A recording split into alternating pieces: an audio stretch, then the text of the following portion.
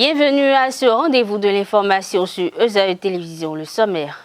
Pour améliorer les performances des préfectures, le gouvernement béninois a doté les secrétaires généraux des départements de matériel roulant. La distribution a été faite au cours d'une cérémonie dirigée par le ministre de la décentralisation et de la gouvernance locale, Alassane Seydou, ce matin dans l'enceinte de son département ministériel.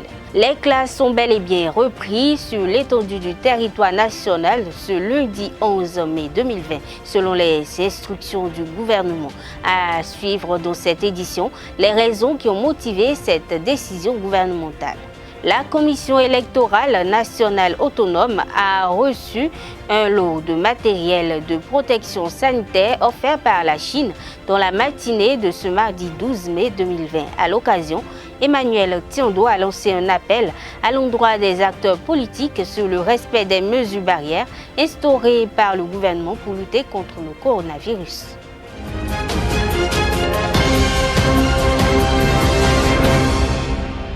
Bonsoir à toutes et à tous. 14 nouvelles personnes sont déclarées guéries. Elles sont désormais hors de danger d'après les statistiques officielles actualisées ce mardi 12 mai 2020. Au total, 76 personnes sont déclarées guéries depuis le début de la crise. Par contre, 249 personnes suivent actuellement le traitement. Le Bénin, il faut le préciser, a enregistré jusque-là un total de 327 cas testés positifs avec 2 décès. Le ministre de la décentralisation et de la gouvernance locale, Alassane Seydou, a procédé dans la matinée de ce mardi 12 mai 2020 à la remise de matériel roulant aux préfets des départements au profit de leurs secrétaires généraux. Dans les locaux du ministère où s'est déroulée la cérémonie de remise, le ministre a fait une allocution. En voici un extrait.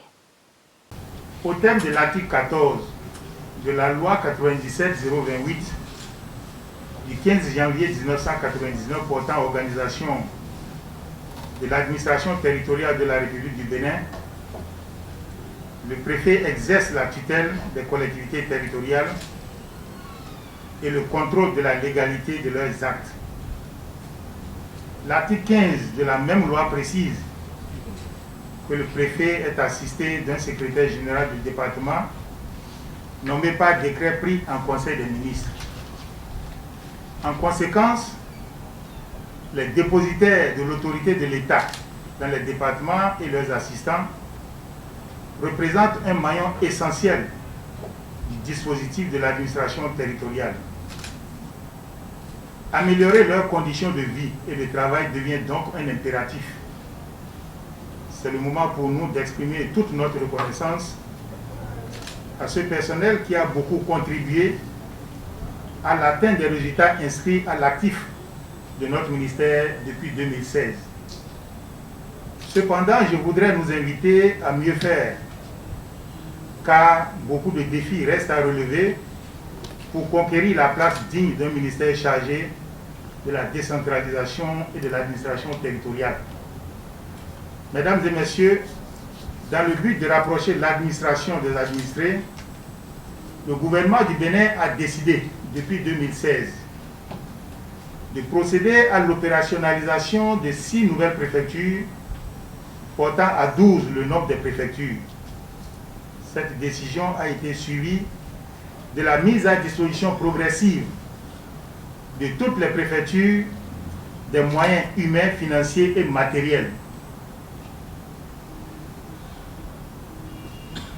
Les secrétaires généraux des départements actuellement en poste ont été nommés par décret 2016-773 du 23 décembre 2016. Depuis lors, les conditions dans lesquelles ils exercent leurs différentes missions ne sont pas harmonisées.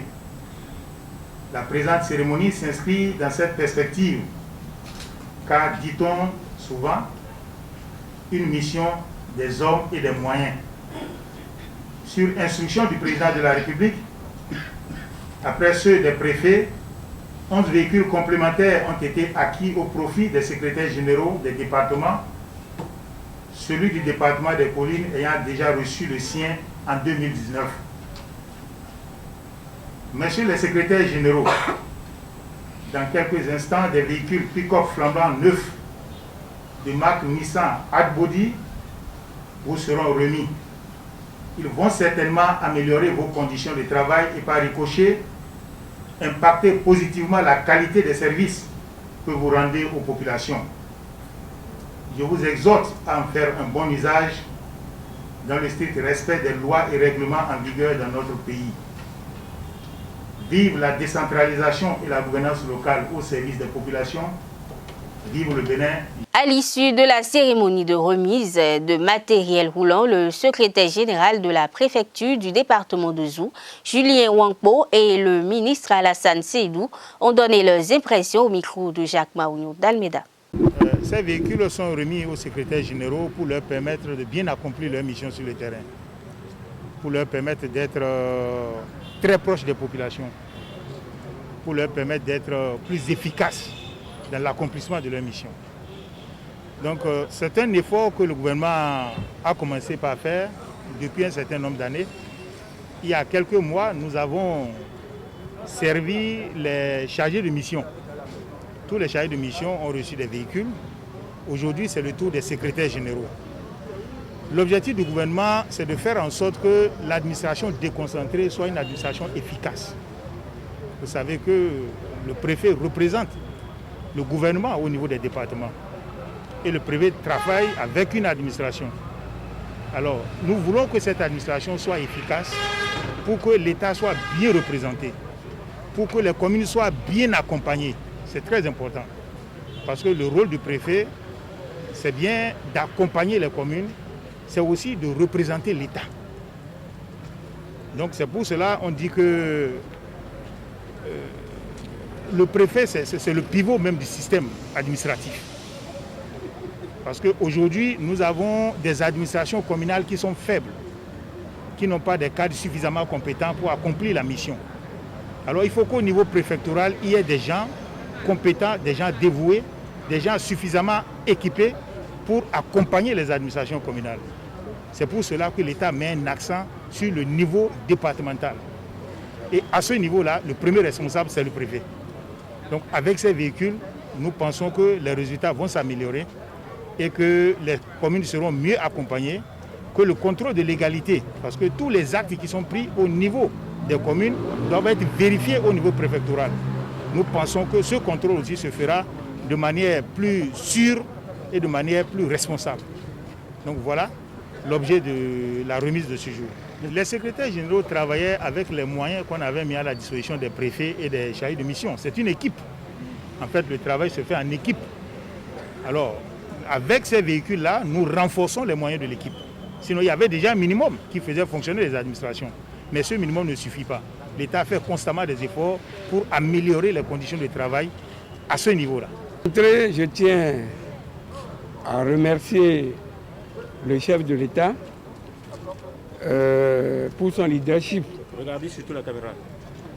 Je le remercie pour avoir pensé à nous qui sommes au niveau des départements pour assurer une mission pas des moindres.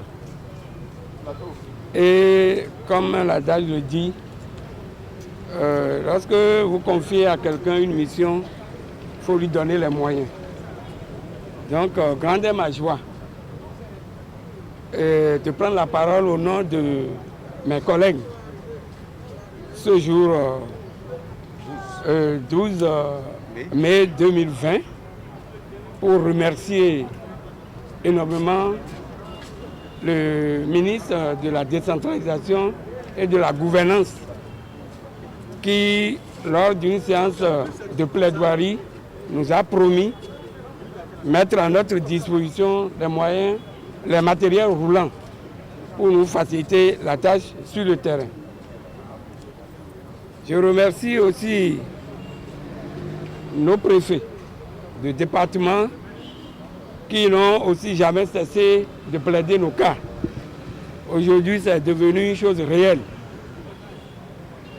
Je voudrais exprimer au nom de mes collègues toute ma satisfaction pour ces moyens roulants et rassurer au chef de l'État et à notre ministre de tutelle que nous allons redoubler d'ardeur pour assumer sans faille la mission à nous confier sur le terrain.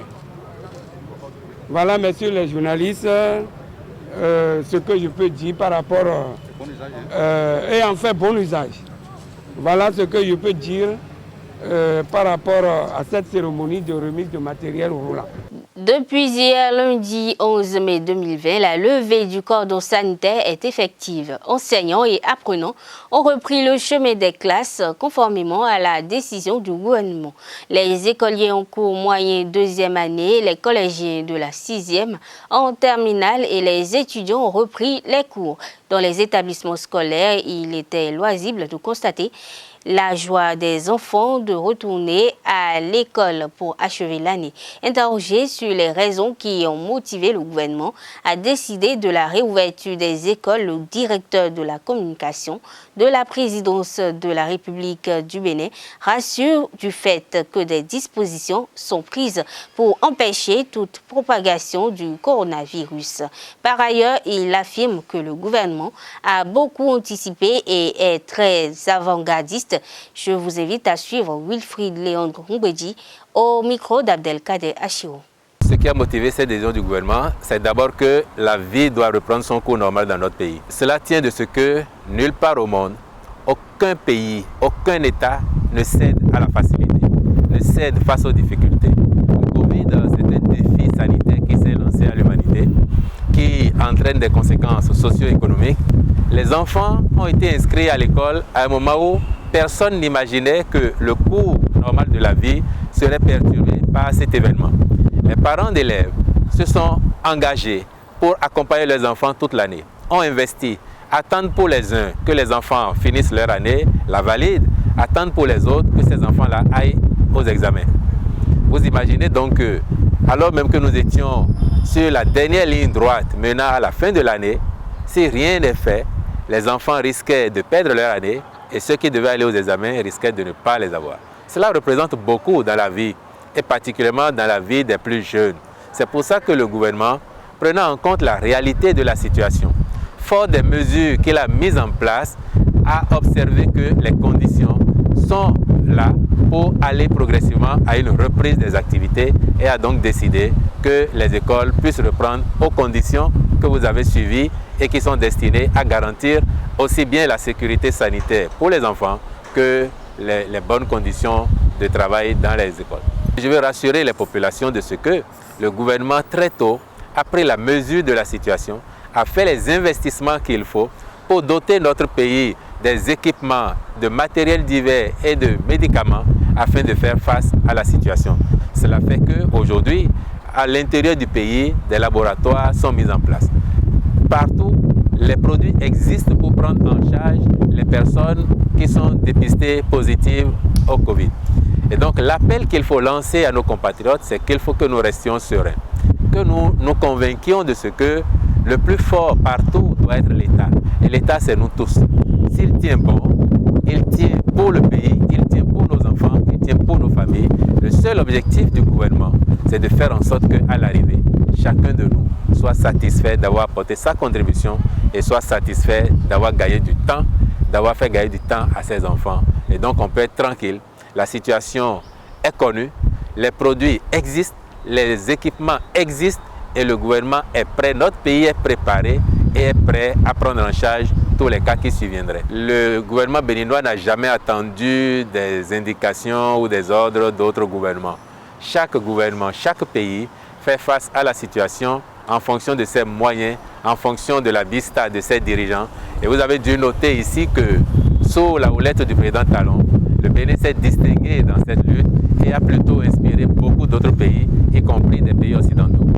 Le ministre de l'Enseignement supérieur et de la Recherche scientifique, Éléonore Yaïla Descamps, son homologue de l'économie numérique et de la digitalisation, Aurélie Adam Soulezmarou, ont procédé au lancement officiel de l'application e-learning ce 11 mai 2020 au rectorat du campus d'Abomey-Calavi. C'est la salle des actes du rectorat qui a abrité la cérémonie. C'est intéressant, les chers amis, que vous puissiez vous connecter et que vous puissiez donner l'information aux autres également pour qu'ils se connectent et que cette année soit une année de succès pour tous, malgré Covid qui nous souhaitons qu'il va pouvoir partir d'un moment à l'autre, mais ça ne va pas nous empêcher de continuer. Vous avez le message d'encouragement et de félicitations de son Excellence, le Président de la République, le Président Patrice Talon, et qui met tous les moyens pour s'assurer que ce qui est permis, ce qui est donné aux enseignants de pouvoir faire comme prestation pour les apprenants, et bien que cela puisse se faire. Et donc nous le remercions très sincèrement d'avoir mis tous les moyens.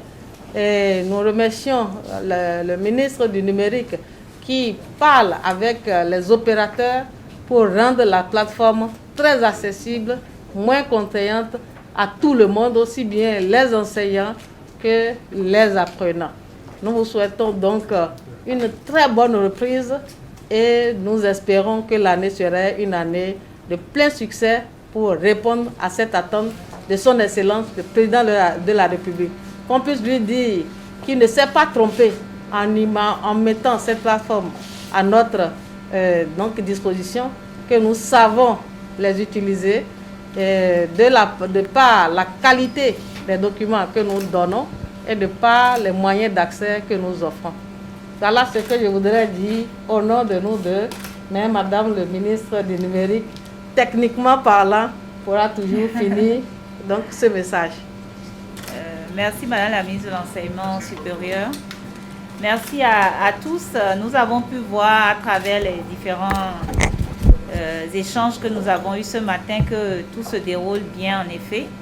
Les cours ont bien démarré dans nos universités publiques. Nous avons entendu aussi bien les professeurs que les apprenants, que tous les leaders qui sont au niveau des universités et qui donc s'assurent que ce matin tout se passe bien et que les étudiants puissent avoir accès, bénéficient de leurs cours comme d'habitude.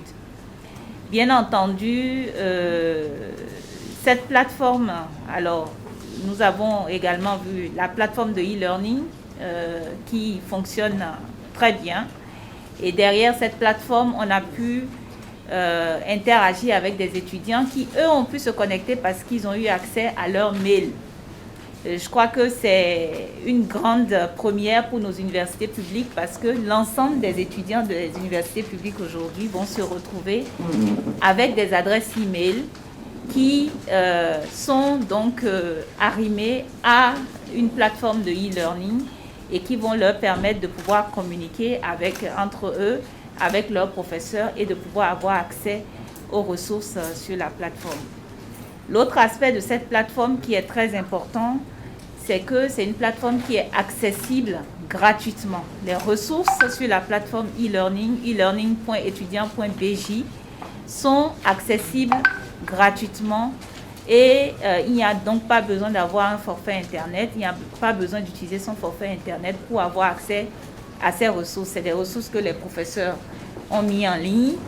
Ce sont aussi des ressources qui se mettent en ligne automatiquement après que les professeurs font leurs cours en direct et qu'ils enregistrent ces cours-là pour que les étudiants qui n'ont pas pu se connecter ou qui, pour une raison ou pour une autre, n'ont pas pu suivre les cours en direct, puissent après continuer à bénéficier. C'est le principe même d'une plateforme de e-learning, c'est que les ressources sont mises à disposition pour que l'étudiant puisse y avoir accès à tout moment.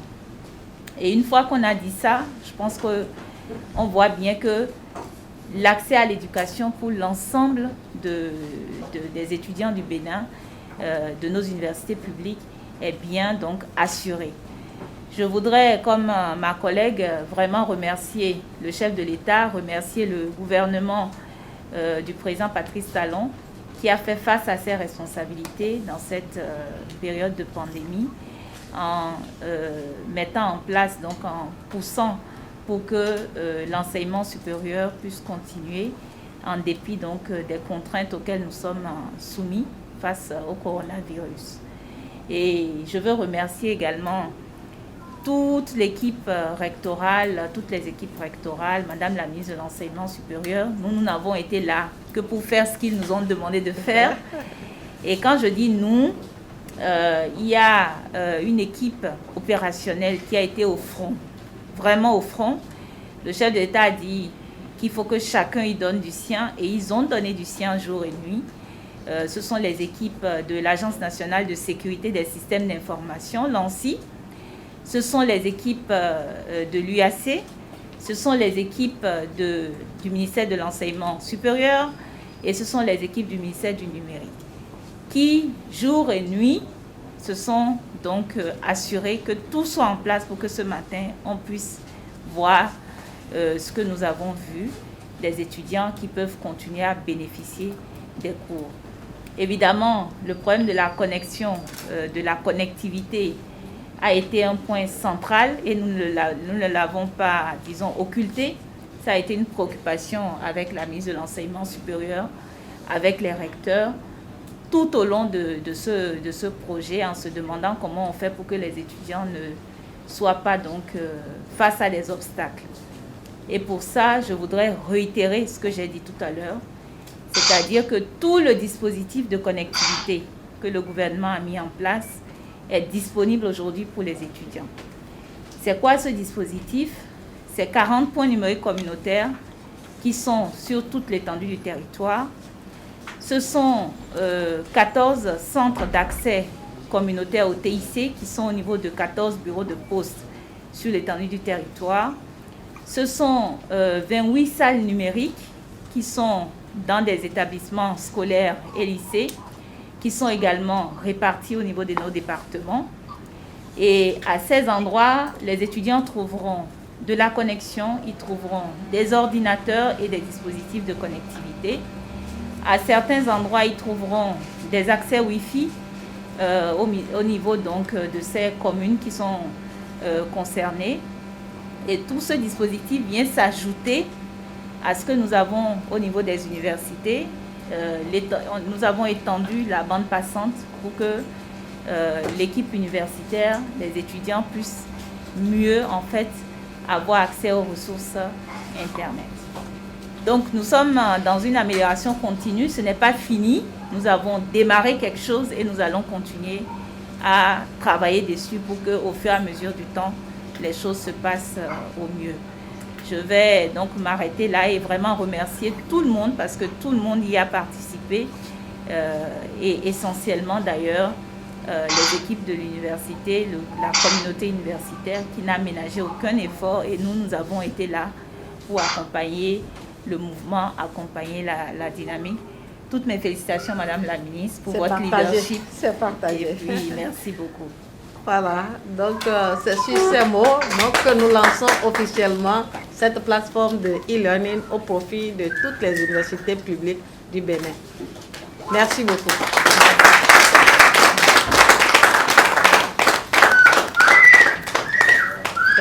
À la fin de cette revue de troupes, Éléonore Yaïla Descamps a fait le point de ce lancement. Elle a apprécié ce qui est fait et a invité les acteurs à en profiter tout en nourrissant l'espoir d'une amélioration. Tous les acteurs de l'université qui sont à leur poste et qui sont venus accueillir les apprenants avec beaucoup de joie. Permettez-moi également de vous saluer, vous qui êtes à nos côtés, pour voir comment les choses se déroulent réellement dans l'ensemble, parce que nous, on ne peut pas tout voir. Donc, nous passons par vous pour nous assurer que tout ce que nous donnons comme instruction et tout ce qui nous revient, c'est du réel. Je voudrais également, et ça c'est à l'entame, exprimer mes mots de reconnaissance à son Excellence, le président Patrick Talon, qui a mis tous les moyens pour faire véritablement de ces instants des instants heureux, de vrais changements positifs, donc au profit de toutes les universités. Qui vous souviennent, surtout pour les facultés à gros effectifs, dans un passé récent, c'est encore un cauchemar. Comment réussir à atteindre tous les apprenants? C'est le temps de multiplication et de multiplicité des groupes pédagogiques et qui allonge malheureusement le temps d'apprentissage. Vous avez même les apprenants qui n'arrivent pas à prendre donc, possession des places dans les amphis. Nous sommes dans la mutualisation des amphis où lorsque les ensembles, quelques ensembles sont en cours, les autres sont et donc quelque part d'autres au repos. Tout ça là est déjà conjugué et nous avons salué, nous avons remarqué avec bonheur toute l'implication des autorités rectorales donc, qui ont compris cette mesure et qui ont donné vraiment de leurs efforts. En créant déjà leur plateforme pour interagir avec les étudiants. Et ce qui est comme la cerise sur le gâteau, c'est la plateforme de e-learning que le président Patrice Talon et l'ensemble du gouvernement ont rendu donc réel, opérationnel au profit des universités publiques. Nous avons pu noter avec satisfaction que les enseignants ont déjà commencé les premiers instants avec les apprenants. Les apprenants, vous savez, les premiers moments sont toujours comme ça. Il faut qu'ils découvrent déjà les liens et qu'ils puissent déjà se connecter. Ce qui est heureux, c'est qu'aucun moment n'est perdu. Tout ce qui est dit est enregistré et conservé pour ceux qui n'ont pas eu la possibilité d'être présents à ce cours. C'est heureux. C'est avec vraiment joie et bonheur que nous vivons ces instants. Nous n'avons pas donc occulté l'aspect respect donc, des gestes barrières pour nous assurer que nous cohabitons évidemment avec Corona que nous ne voyons pas, mais nous mettons toutes les mesures pour nous assurer notre propre protection et la protection donc, de tous ceux qui vivent dans notre environnement. En dehors de ces plateformes du côté académique, nous avons également vu dans les petits effectifs qui manipulent des effectifs de 10, de 15, nous avons vu l'effectivité des cours. Nous avons vu les respects donc, des gestes barrières et les apprenants étaient tout contents d'être délivrés, de sortir donc, de ces jeux et enfin de retrouver le chemin de l'école. Les mesures sociales sont prises par les autorités en charge de l'enseignement supérieur pour permettre aux étudiants de profiter de cette reprise des cours. Ainsi, le restaurant universitaire est ouvert et fonctionnel dès le premier jour, mais des dispositions sont prises pour respecter les gestes barrières et contrer la propagation du Covid-19 en attendant l'ouverture des résidences universitaires et le transport des étudiants. Le ministre de l'Enseignement supérieur et de la recherche scientifique, Éléonore Yaïla-Dekan, et la directrice du COUSACE, Ghislaine Fagbou, expose la situation au micro de Carles Kitome. Et là où nous sommes derrière, c'est le volet social. Nous ne pouvons pas parler de volet académique sans venir au volet social. Nous avons écouté la première responsable du Centre des œuvres universitaires sociales d'Abo Mekalavi, qui, avec toute son équipe également, ont bravé ces instants et ont mis tous les bouchées doubles pour servir, ouvrir déjà les restos. Vous voyez, souvent, lorsqu'on commence les activités pédagogiques, c'est quelques jours après que les restos s'ouvrent. Mais là, c'est avec bonheur que nous avons constaté que les restaurants sont déjà ouverts et les gestes barrières sont observés. Les difficultés encore autour du transport parce que les bus vont devoir amasser une quarantaine d'apprenants. Ce n'est pas possible par ces temps-ci. Nous prions que Covid puisse véritablement nous laisser en paix d'ici là. Nous avons également refait les tables pour respecter également la distanciation sociale.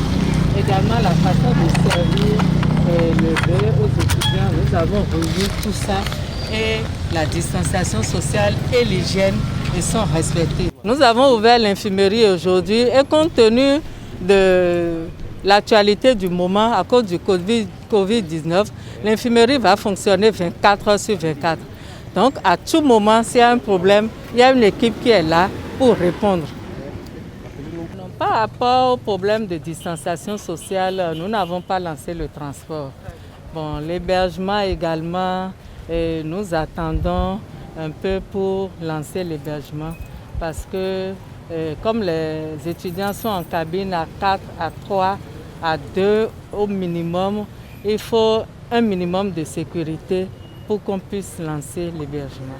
L'ambassade de Chine au Bénin a offert des kits de protection contre le Covid-19 à la Commission électorale nationale autonome Sénat ce mardi matin, ce dont vise à accompagner l'institution électorale pour la sécurisation sanitaire des acteurs impliqués dans le déroulement des élections communales le 17 mai prochain. Reportage Larius Adjagouinou.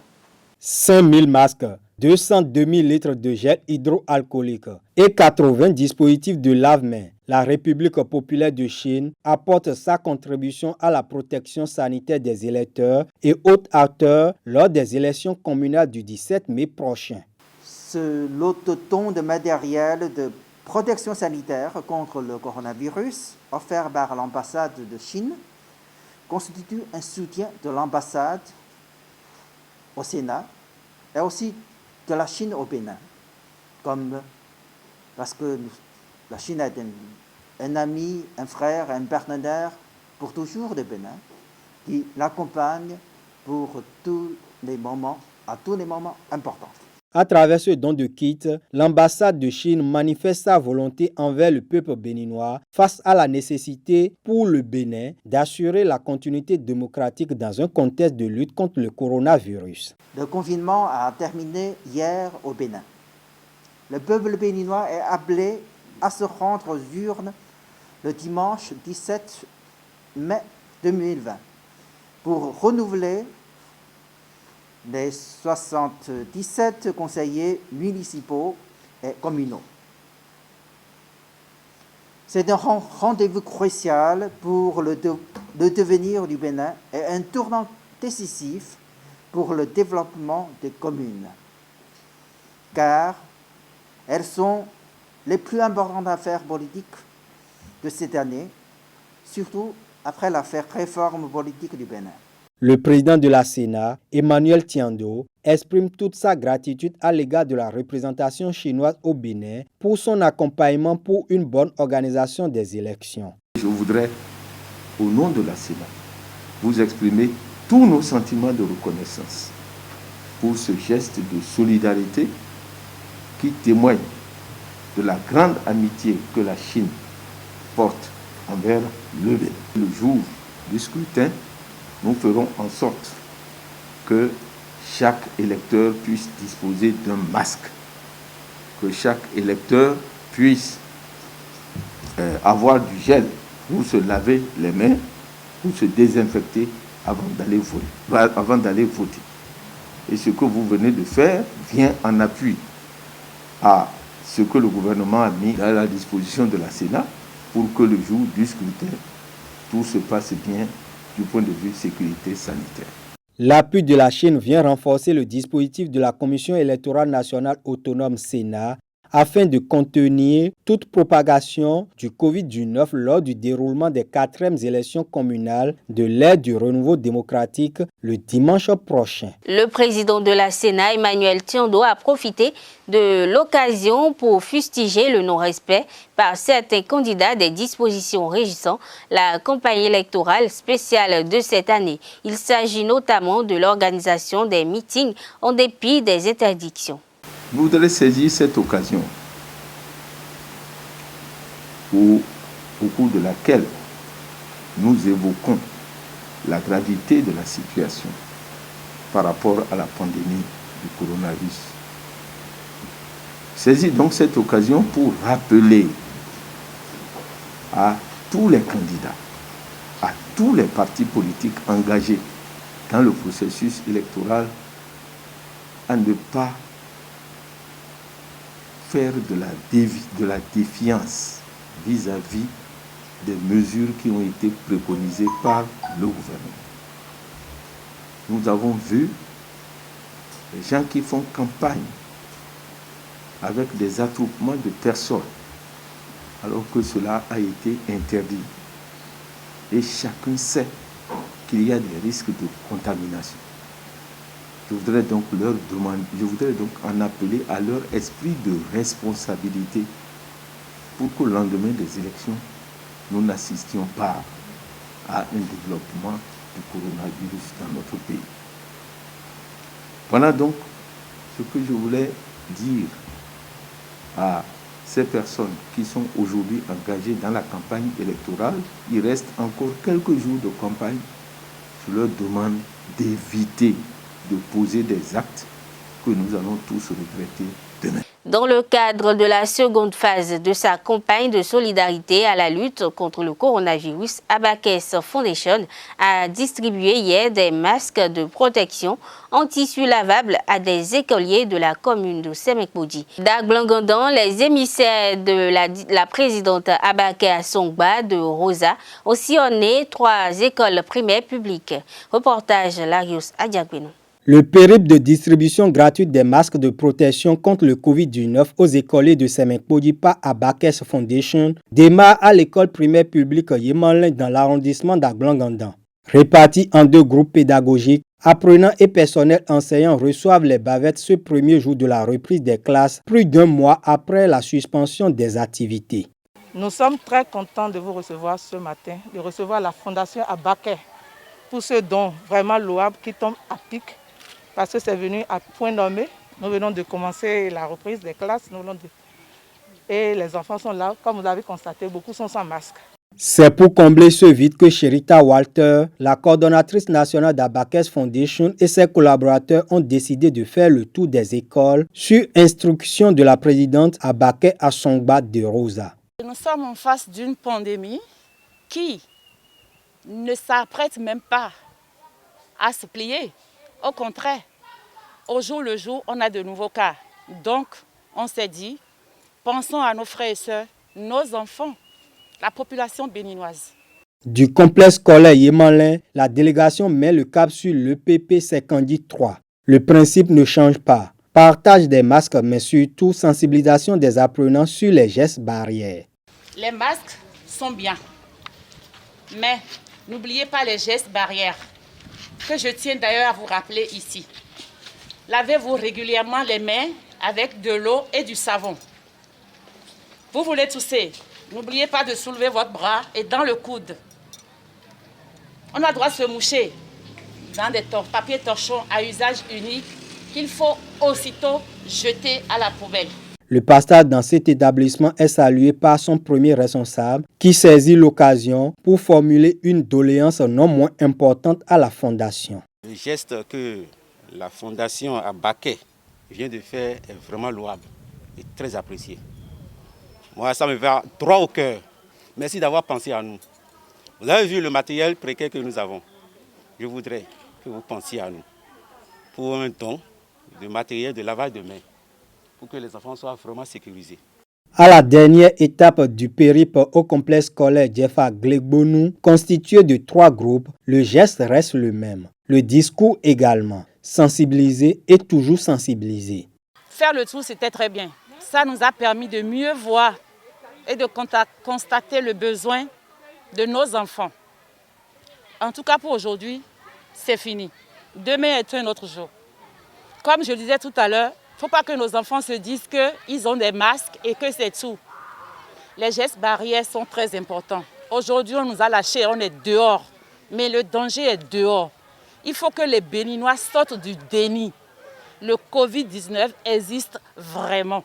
Abakès Foundation entend poursuivre la campagne de sensibilisation dans d'autres villes du Bénin dans les jours à venir afin d'accompagner les populations dans la lutte contre le coronavirus. Abakès Foundation a déjà impacté des milliers de Béninois depuis le démarrage de sa campagne de sensibilisation et de distribution gratuite de matériel de prévention contre le coronavirus. Abdelkader Achirou, son porte-parole, dresse le bilan à mi-parcours. Depuis le 29 avril dernier, dans le cadre de sa lutte contre la propagation du coronavirus Covid-19, la Fondation Abakè, qui est une fondation internationale dont le siège social est basé aux États-Unis, a décidé de confectionner des masques de protection en tissu lavable au Bénin à distribuer gratuitement aux populations. Et donc, une première vague a été initiée avec 8000 masques, première vague au cours de laquelle les professionnels des médias ont reçu 1500, 1000 ont été distribués à Cotonou, 1000 à Dassa, 1000 à Parakou, 1000 à Porte Novo. Également, d'autres distributions ont été faites à d'autres associations professionnelles. Alors, nous sommes actuellement dans la seconde vague. La seconde vague qui a pris en compte le don de 1500 masques de protection à la police républicaine et des gels hydroalcooliques. Nous en avons donné également à des services spéciaux de l'armée béninoise.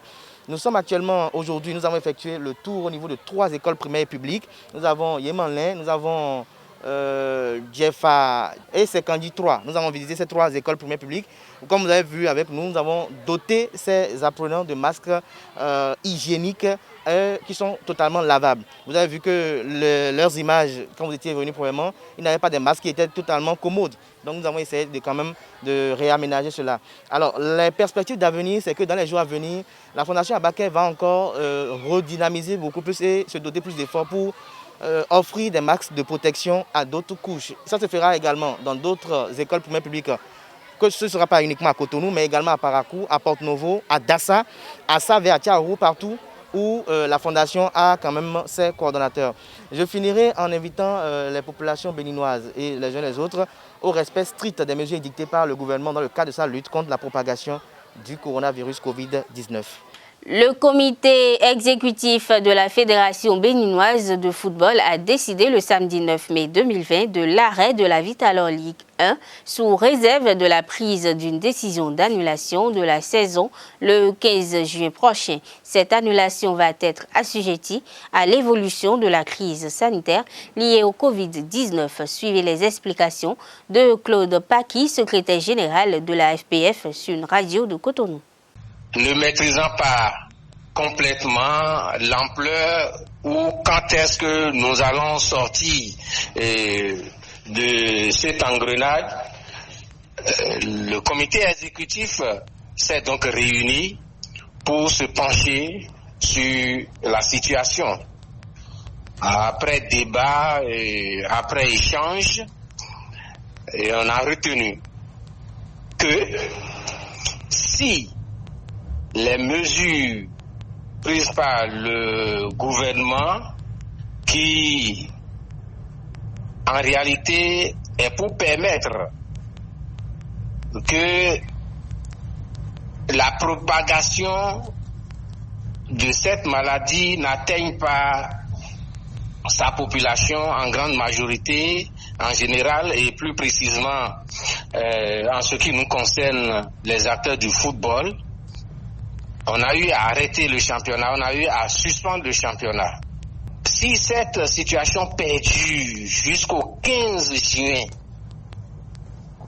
la fédération ne pourra plus décider de la reprise de ce championnat. Ça voudra dire quoi? Ça voudra dire que le championnat sera annulé si jamais la situation n'évolue pas de manière à nous permettre de reprendre, de relancer ce championnat jusqu'au 15 juin.